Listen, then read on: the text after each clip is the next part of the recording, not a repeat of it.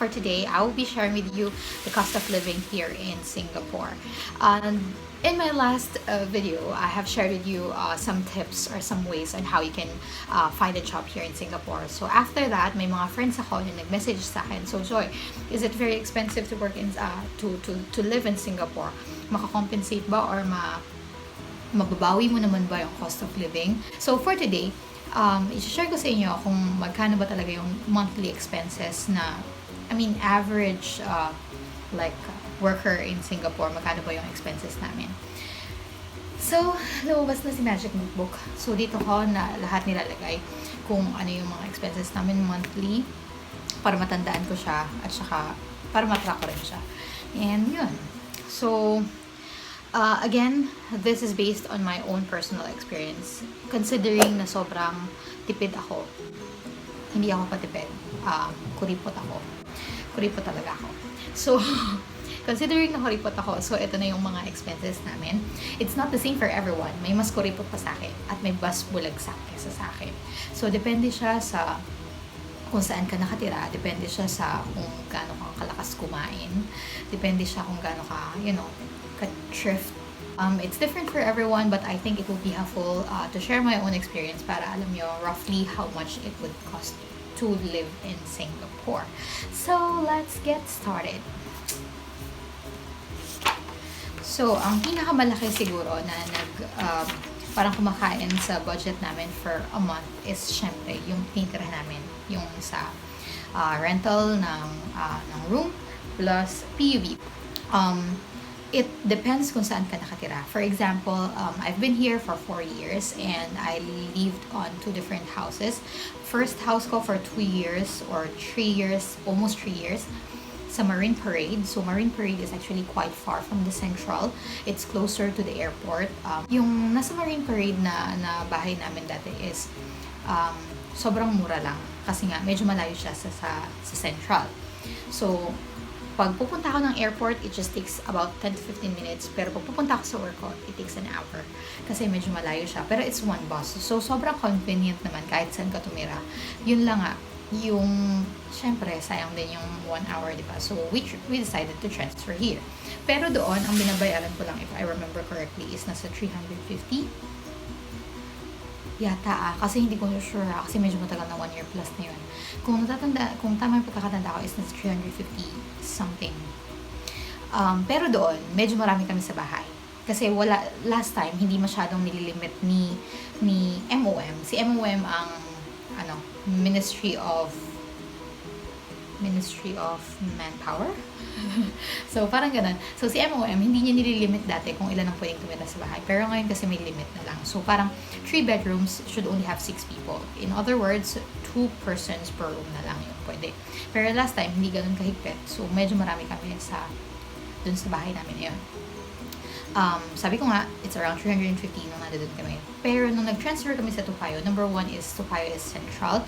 It only takes me 3 MRT stations, 3 MRT stops para makarating sa mismong Orchard. Orchard is one of the siguro busiest district na rin dito sa Singapore. But then again, Singapore is like every stop ng MRT is may mga malls, may mga offices, but Orchard I think is one of the pinaka matured estate na dito sa Singapore.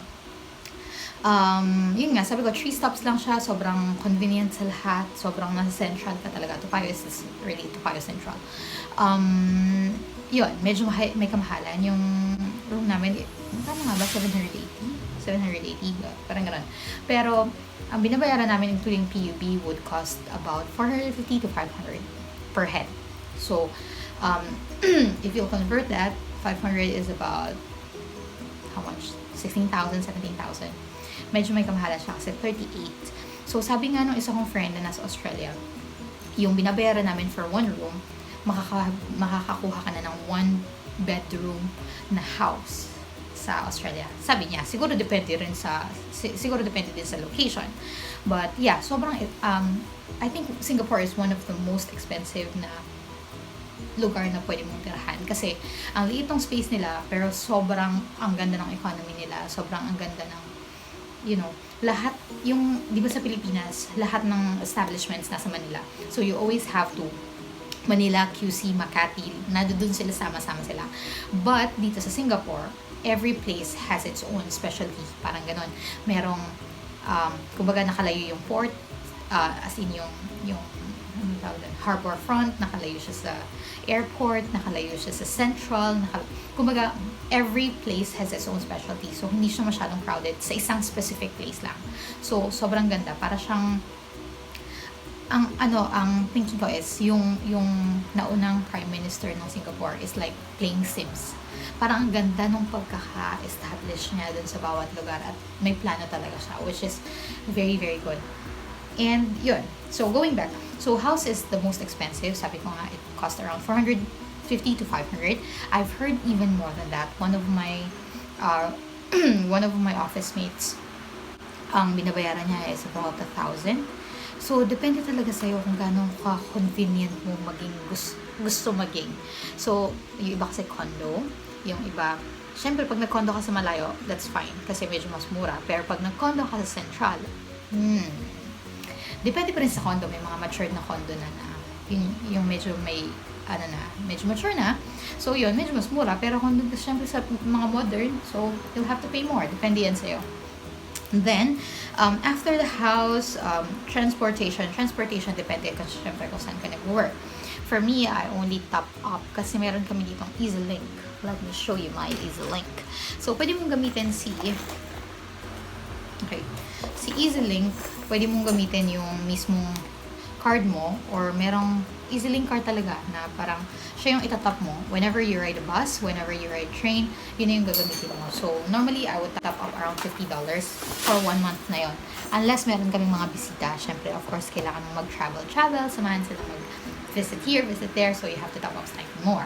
Pero yung $50 ko, more than enough na siya for 1 month. Pero si husband ko, since medyo malayo siya, malapit siya sa Changi, ang transportation niya would go about $100. Okay? Third is phone. So, sa phone bills naman, depende yan sa'yo. Merong iba na bumibili ng phone, then nag-prepaid sila. So, I think that's also good in a way kasi almost all establishments here in Singapore would have their own Wi-Fi naman. Sa bahay, lahat ng bahay may Wi-Fi halos. May Wi-Fi kami sa bahay. May Wi-Fi din ako sa work. So, ang travel period ko lang is about 5 to 10 minutes. So, 5 to 10 minutes ko lang ginagamit yung data ko. So, yung iba, ang ginagawa na lang nila is nag-prepaid na lang sila, which is I think is okay. Pero, kung ayaw mo magbayad ng one-shot ng phone, syempre, magpo-postpaid ka. Postpaid plans are quite good as well kasi you'll only have to pay minimum is I think $45. Parang nasa ganun. 45 to 55. So, nandun lang ako sa range na yun. Anong binabayaran ko? So, ang naka-budget ko dito for phone is $55. So, yun. Nasa ganun, 45 to 55 yata yung minimum if I'm not wrong. Nag-top up lang ako para tumaas yung gig nung data ko. Kaya, naging 55.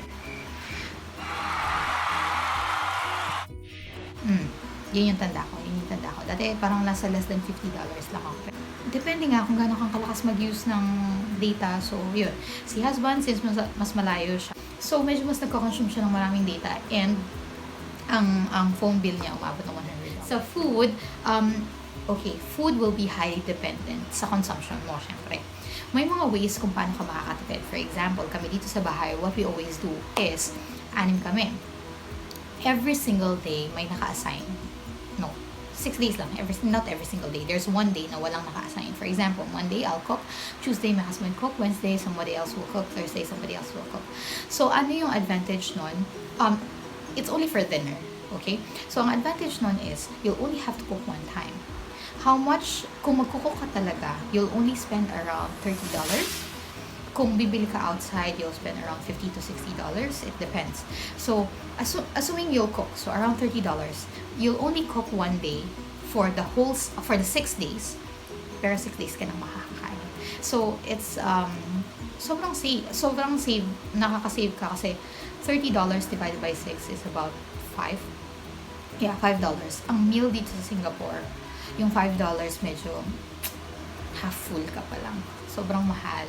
So, I'd rather na, so mas maganda yun. Kung masipag ka magluto, kung hindi ka masipag magluto, break even lang kasi around $60 yung maggastos mo, so $10 per day. So, around there. So, nasa iyo yun. And then, sabi ko nga, dinner lang yon. So, paano yung breakfast and lunch? Breakfast, ang ginagawa namin sa bahay, may mga common na mga binibili. For example, egg, bread, rice. Common yan na binibili. So, if ever, what we do, kung may bibilin ka na common, like sugar, coffee, or whatever, yung binili mo, ilalagay mo lang yung receipt dun sa may ref, and then you'll write your name, you'll write how much you spent. And then at the end of the month, we'll divide it to everyone. So, meaning, every breakfast, you can just get your bread there, you can just get your egg, your cheese, you can have your coffee there. So, nandun lang siya lahat. And I think, nakaka-save din yun. So, si breakfast and si dinner, okay na. So, si lunch na lang. So, si lunch, sabi ko nga, kung $5, medyo half-full ka pa lang nun. So, kailangan mga ang babudgetin mo is around $10. So, yun yung binabudget namin for a week. So, every week, parang ang binabudget namin for that is around $70. So, parang $10 per meal. So, diba? Tipid na.